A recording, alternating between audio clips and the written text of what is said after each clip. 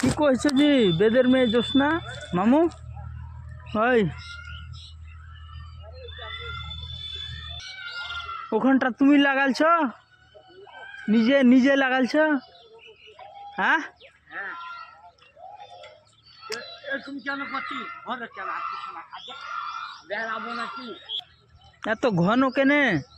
মনে হচ্ছে তোর মতো হ্যাঁ তারকে ঘন